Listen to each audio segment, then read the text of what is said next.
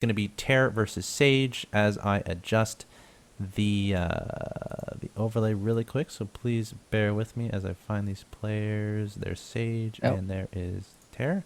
And Sage is just so sick, man. Sage is one of those players that he might not have like the best mechanics in the world, but he's so smart. He comes up with such original builds, and he just makes such good decisions. He's a player I just always love watching because you might not be like, oh wow, that micro was like the best thing I've ever seen, or man, his macro is just absolutely flawless. But you can always just be repeatedly amazed at the decisions he makes and how smart of a player he is. But up against Tier or Terror, I don't even know which it is, unfortunately. I wish I knew more about this guy. The name certainly looks familiar. I'm sure I've seen him maybe at least once in the Korean Week in the past, but I unfortunately don't have any notes written down on him, so I don't know if maybe he was like generic or it was a short game or what. But I don't know. Have you ever seen this guy play? Again, maybe in the Korean Weekly, I think I've seen him once. We see his best match is PvP with a 62.22% win rate, which isn't too bad considering this is going to be a PvP against Sage. But again, that's another thing about the ESV Weekly. We bring some of those players that you may not necessarily know about, and we put them on the stage and see how well they do. So it should be a really interesting match. Also, to explain the rank points, I don't know if I explained that, but to determine who goes to the Grand Prix, there's a rank pointing system, and we can see Sage is rank 6 right now with 1,010, and I think those are taken from the last Grand Prix, the top 8 from that. They're giving rank points, whereas everyone else starts out with 1,000 points. And of course, I think there's a formula and like winning games and all that stuff. There's probably more information about that on the thread. I don't know if you can add any insight to that. I wish I could. It's actually pretty complicated, but it's good. It's like complicated in a good way because it really just adds a lot of fairness in terms of like who gets to qualify and everything. We had some problems in the past and we're trying to figure out how to fix that because we'd have situations where like someone like Teja who would win, like actually get first place in multiple of things would somehow not like qualify or get knocked out or something. And then somebody else who only got second place once would still get to be in. So just all this weird stuff. So they're trying to make it a little more fair, have players build up points as opposed to just having like one result, qualify you or something like that. So just pretty cool. And, we'll have to see how well it works out for this season. I'm eager to see. But we should be ready to jump in, right, on Ohana for our first map. Yeah, the map will be Ohana. We've already seen this today, but it is going to be a PvP. And, the importance about PvP is, of course, having that ramp in your main base, which is there in this map. There's also a natural expansion ramp leading up to the natural, so I guess you can consider that as relatively easy to take compared to other maps that don't have that kind of a ramp. But, another thing to consider is like the potential of blink, and on this map I don't necessarily like it. There's not a lot of places to blink up and into the main.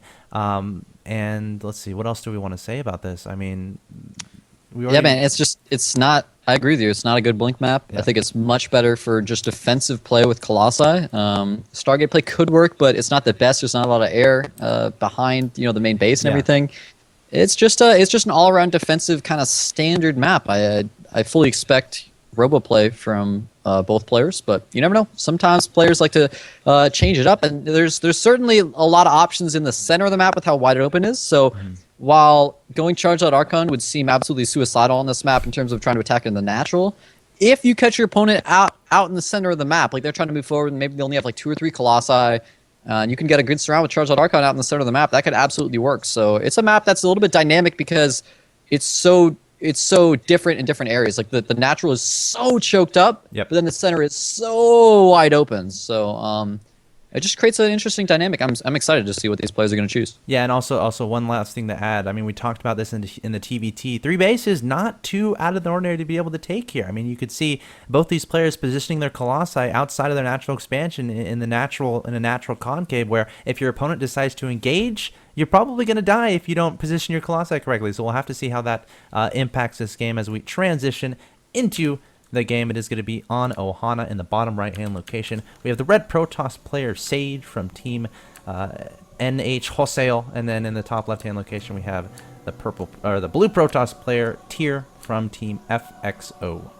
Oh, look at what we have already coming out from Sage, sending out one of his early workers. Going to be going for some proxy play here, but interestingly, he's already up to 9 food, so I'm already surprised. I mean, proxy double gate, if that's what he's doing, I mean, I assume he's not going to like cannon rush, probably make the forge back at home or something. So if he's going for proxy double gate, it's usually one of those things that Yeah, you can be more economical about it if you go for it later on. But to go for a 10 pylon right now, if you go like 10-10 gate, it's one of those situations where 10-10 gate can actually be defended by like a normal 12 gate core with really good micro. It's hard. Don't get me wrong. It's unbelievably difficult to defend, but it can be done. Whereas 8-8 gate is one of those builds that if it's not scouted before the second gateway is like a quarter of the way done, you're simply never going to defend. If like you're just not. So I think Nanilaw might disagree with you. Yeah, well, that was a pretty ridiculous game, and wasn't it scouted in that game? No, it wasn't. Oh, it wasn't. Okay, right. It wasn't. Well, that was some missed micro. Yeah, he got a ridiculous round with his probes on like the Zealots of Huck, which shouldn't happen. And on the Stalker, he got on the ramp, I believe I remember. Yep. But it's one of those situations that like if the 2-gating player plays correctly, and they go double 8-gate, it shouldn't be possible for the 12-gate player to actually defend. But I don't know. We'll see. Tier didn't scout, and this is becoming more and more common in PvP, but it's pretty dangerous. And he's spending all of his chrono on his Nexus. He's not even going to be able to chrono his first Zealot. This is already looking pretty bleak for him, I gotta say.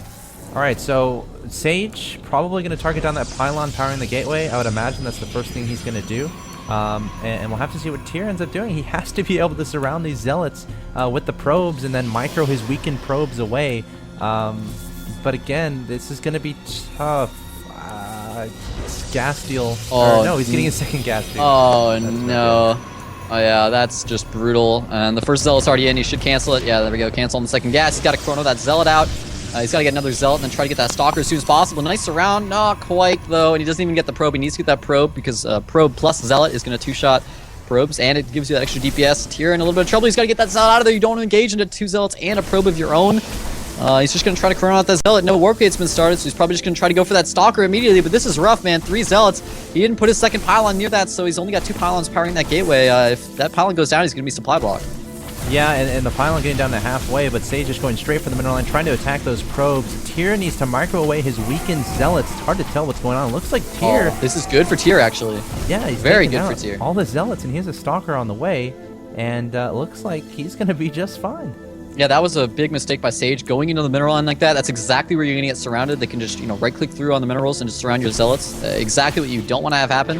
You just want to stay on that pylon, kill that pylon off, supply block your opponent so that Stalker can't be started before the Zealot finishes. Unfortunately, he didn't do that. Now the Stalker can just chase around these Zealots forever, and since Tyr has 2 Zealots of his own, it's not even like he can just send 1 Zealot to the mineral line. The Zealots are going to follow it around, so this should be a 1 game for Tyr, actually. Yeah, I was like really surprised. I'm like, all right, he's probably gonna target down this pylon that's powering the gateway, but no, he went straight for the middle line, going after those probes. And now 2 Stalkers are out on the field for Tyr, and 1 Zealot still chasing away the Zealot. Nice hold position micro there from Tyr. Pretty clever move. And Sage is up in supply, but don't be fooled. And he hasn't even started gas yet, so he's just going to be able to use cannon defense. He won't even be able to get Stalkers out anytime soon. This is looking pretty brutal. He does have the probe advantage though, 17-10, so that's pretty significant. Yeah, it's good. There are these Stalkers on the map from Tyr starting to take down that pylon, but gonna proceed across the map. Ideally when you get those 2 early Stalkers out, you want to do damage with them. But Sage gonna have 2 cannons at the top of this ramp. I don't see Tyr being able to break that with 2 Stalkers. Unless he micros like a god, but even so, it's gonna be tough for Sage here. The 2 gateways are gonna be unpowered pretty soon, and I'm wondering how Tyr is gonna transition from this. Here's what Tyr needs to do. Oh, never mind. All right. Cybercore goes up for Sage. He completely blocks his ramp. Sage is way too smart for me. Were you gonna say try to sneak a probe by? Yeah. Send your Stalkers up. Have the photon cannons attack it. Get your probe in. You can make a forward pylon. Then 4 gate. You just win. But whoa! What? Sage canceled one of his cannons. He only has 1 cannon there at the ramp. These Stalkers being microed very effectively. It could be a huge mistake here from Sage. Now with no cannons left, these Stalkers just be able to come up, pick off this pylon, then go forward into the cannons. He's gonna be forced to pull probes right now or create an additional wall off.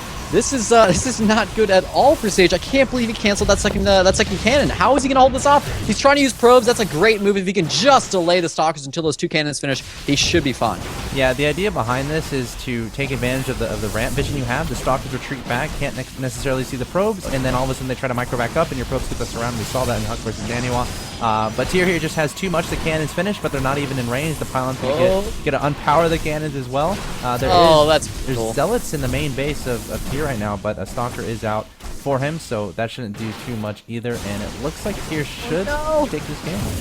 Well, he wasn't paying attention. He was paying attention to his probes and his main. Unfortunately, he could have, actually, he could just run by these cannons, but he could have easily ran in, picked off the cannons. They weren't powered, neither one of them, but he was just kind of attacking the forge there.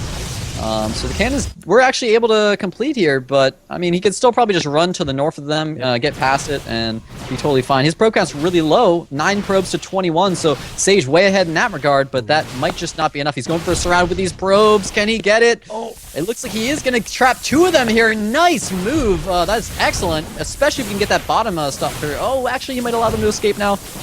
But it looks like Sage should be able to take this if he just micros properly. You mean Tyr? What? Wait, what?